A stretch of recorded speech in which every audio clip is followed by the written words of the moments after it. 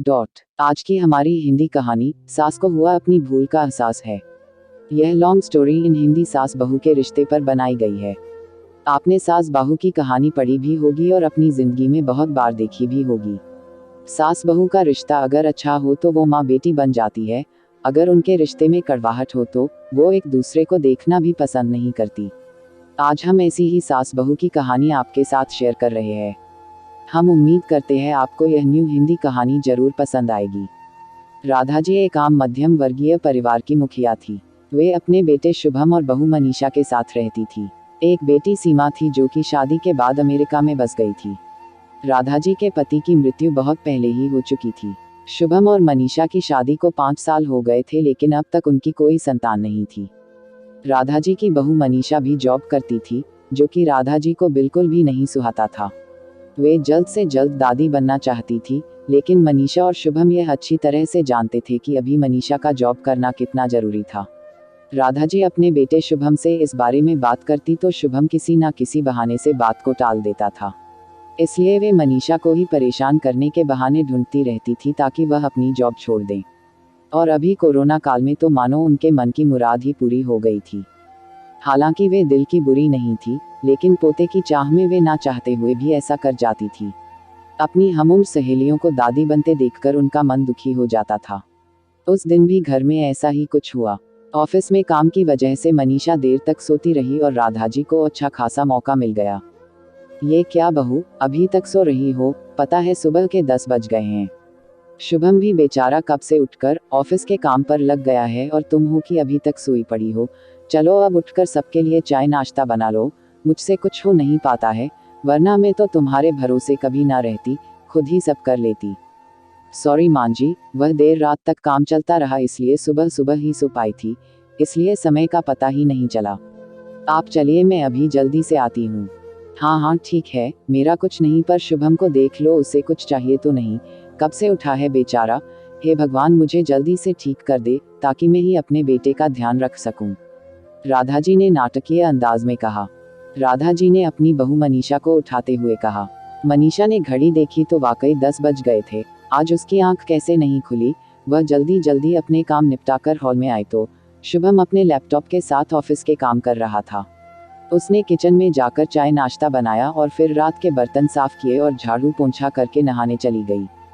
दरअसल corona virus की बढ़ती बीमारी की वजह से शहर में पूरी तरह लॉकडाउन किया गया था, इसलिए काम वाली बाई भी नहीं आ रही थी। मनीषा खुद एक इंटरनेशनल कंपनी में काम करती थी। उसका ऑफिस टाइम निश्चित नहीं होता था, अधिकतर उसे रात में देर तक काम करना होता था। कल भी उसका काम देर तक चलता रहा, इसलिए वह देर तक सोती रही। मनीषा नहाकर आई तो देखा कि उसकी सास अपने कमरे में अपनी सहेली से फोन पर बात कर रही थी। बातचीत में अपना नाम सुनकर मनीषा सास की बात सुनने लगी। अरे शारदा, तुम भी अपनी बहू को ज्यादा सर पर मत बैठाओ, बहू को ज्यादा उड़ने दोगी तो कल को अपनी नौकरी के चक्कर में वह तुम्हें ही घर की नौकरानी बनाकर छोड़ेगी। मैं तो भाई शुरू से ही मनीषा के नौकरी करने के खिलाफ थी।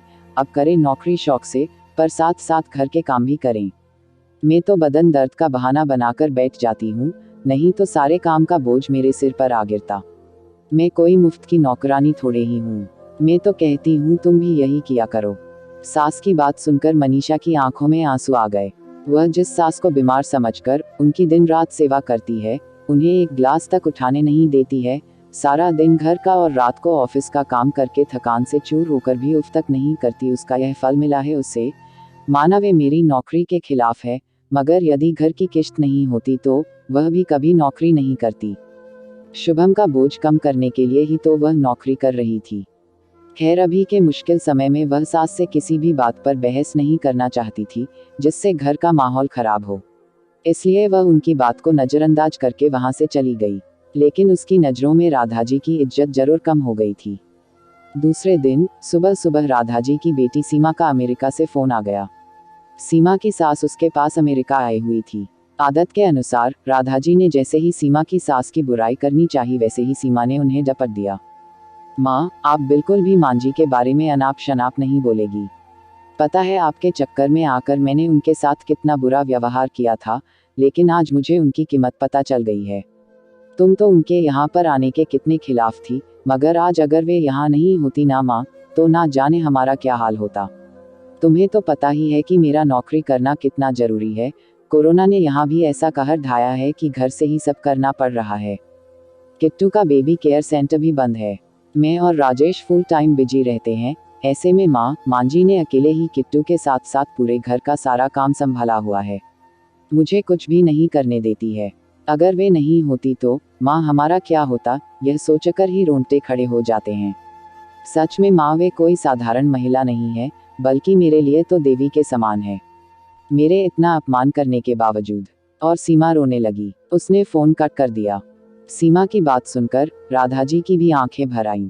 उन्हें अपनी भूल का एहसास हो गया था। मनीषा तो वाकई उनका कितना ख्याल रखती है। उनकी कड़वी से कड़वी बात का भी बुरा नहीं मानती है, उल्टे जवाब भी नहीं देती है। वाकई अभी का समय तो एक दूसरे को हौसला देने का है, सारे गिले शिकवे भुलाकर एक दूसरे की मदद करने का है। तो फिर वे स्वार्थ में कैसे अंधी हो गई थी, इतना कैसे गिर गई थी कि ऐसे मुश्किल समय में अपने ही परिवार की सहायता नहीं कर सकती। उन्होंने उसी समय मनीषा को बुलाकर उसके सिर पर प्यार से हाथ फेरते हुए कहा, मनीषा, आज से घर के कामों की आधी जिम्मेदारी मेरी रहेगी।